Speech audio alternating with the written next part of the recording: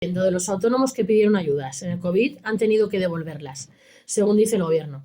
El Gobierno aseguró en una respuesta parlamentaria que se habría exigido a 45.357 autónomos la devolución del cese de actividad recibido a causa del COVID-19. Serían apenas un 3% de los 1,5 millones de negocios que se beneficiaron de esta prestación durante la pandemia.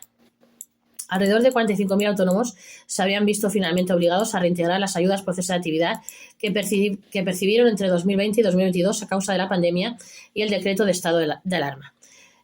Así lo afirmó el Gobierno en una respuesta parlamentaria al grupo del Partido Popular que fue regida por Europa Express. En su contestación afirmaron que a día de hoy exactamente 45.357 trabajadores por cuenta propia se habrían visto obligados a devolver miles de euros del cese de actividad extraordinaria varios años después de haber tenido que cerrar su negocio a causa del COVID-19.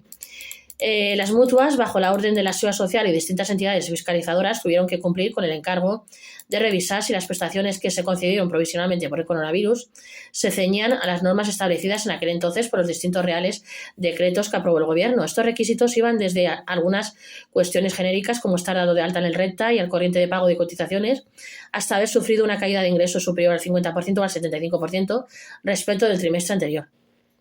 Organizaciones como la Federación Nacional de Asociaciones de Trabajadores Autónomos SATA ya advirtieron en aquel entonces que el Ejecutivo debía eliminar los requisitos de acceso o al menos flexibilizarlos a la máxima para una prestación extraordinaria que venía a cubrir a autónomos que se habían quedado sin fuente de ingresos y tuvieron el negocio cerrado durante meses. Solo un 3% de todas las prestaciones se han tenido que devolver a expensas de otras comprobaciones. En su momento, el Tribunal de Cuentas adelantó que la cifra de autónomos que, habiéndose beneficiado del cese de actividad por el COVID-19, iba a tener que devolver las ayudas recibidas, podía superar los 250.000 euros. Sin embargo, distintas voces ya en este momento apuntaron que probablemente la cifra terminaría siendo menor. Es más, la propia Asociación de Mutuas de Accidentes de Trabajo, que lo que estaban haciendo en aquel entonces las entidades era comprobar a encargo de la Seguridad Social si se cumplían las condiciones de estas prestaciones provisionales para convertirlas en definitivas, pero en ningún caso todos los beneficiarios que fueran a ser comprobados tendrían que reintegrar las ayudas. De momento parece que estas verificaciones podrían haber finalizado con esos cerca de 45.000 beneficiarios que han tenido que devolver la prestación, a expensas de conocer si pudiera haber nuevas revisiones. De ser estas devoluciones las definitivas, se podría decir que son un 3% de todos los beneficiarios del cese de actividad, más de 1,5 millones, habrían tenido que devolver las ayudas. Luego estarían las cartas para comprobar que los autónomos tenían derecho al cese de actividad. Desde el año pasado, miles de autónomos recibieron notificaciones avisándoles de que se estaban realizando comprobaciones para verificar que efectivamente tenían derecho a cobrar la prestación de cese de actividad extraordinario a lo que tuvieron acceso durante la pandemia. Años atrás, las mutuas, entidades colaboradoras de la Seguridad Social, fueron las responsables de realizar el pago de más de 1,5 millones de prestaciones a causa del coronavirus, y a estas mismas se les encargó también la tarea de solicitar a los trabajadores por cuenta propia perceptores que justificasen el cumplimiento de requisitos de acceso. A causa del revuelo ocasionado, la Asociación de Mutuas de Accidentes de Trabajo AMAD quiso recordar que la recepción de una de estas cartas no tenía por qué significar la devolución del cese de actividad.